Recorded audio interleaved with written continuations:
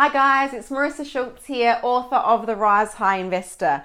Now I've been investing in property since I was 18 years old, and I've seen firsthand how property investment can allow you to have the wealth, financial stability and financial freedom that you dream of. And each week I really want to bring to you a little bit of gold and a little bit of advice that can help you to achieve your property investment goals. So that's what these videos are about. Today, I really want to address the scary truth about retirement. So currently in Australia, we have about 2% of Australians who are actually retiring on more than $46,000 a year. And the majority of Australians, and in fact the current average income that a retiree has in Australia is $22,000 a year. So I ask you, could you actually live the lifestyle that you want on $22,000 a year? I think that many Australians have a very blasé approach when it comes to retirement. They have a she'll be right attitude and just decide to leave it to the gods to work out whether they're going to have enough in retirement, or they start looking into it too late. So it's never really too early to start planning for your retirement.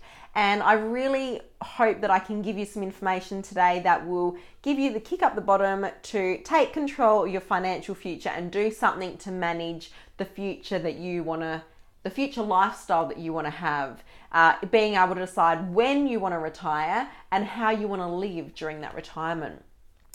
There are some reasons why Australians are retiring on such a low income, and that is actually only going to get worse. So let me just explain some of the factors. Firstly, a lot of Australians are relying on the government pension to support them in retirement. But the problem with relying on the government pension is that we have an aging population in Australia. When the pension was introduced, we had a lot more taxpayers to every retiree, and the age of living was a lot less. So we actually died a lot earlier, and many worked right up until their death. Our situation is very, very different now. So just to give you some perspective on that, in 1970, we had 7 taxpayers to every 1 retiree. By 2020, we're expected to have only 3 taxpayers to every retiree. So obviously what's going to happen is that the government's getting less income because there's less taxpayers, and they're having more retirees to have to fund.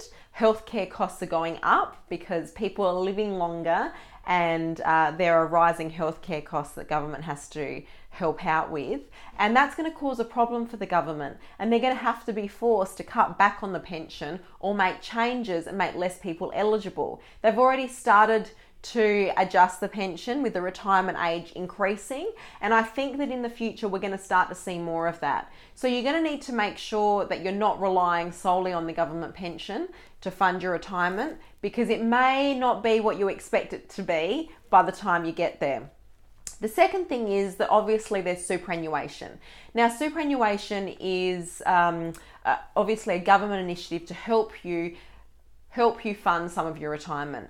And many Australians do have super, although there are some that don't have superannuation. But the harsh reality is that Australians do not have enough in their superannuation. The average 65-year-old male at the moment is retiring with less than $200,000 in their super, and the average 65-year-old female is retiring with about $100,000 in their super. Now, whilst those might seem like large enough sums of money, if you retire at about 65 and you live to 85, that is 20 years of retirement. If you have $20,000 in your super, divided over 10 years, that's only giving you that's only giving you a very, very small amount of money to live off every year. So it's really not going to see you through your retirement. So the government has tried to do things to try and encourage more going into super. For example, they've lifted the superannuation guarantee to 12%, or eventually it will get to 12% of your income rather than the 9.25 that it's at currently.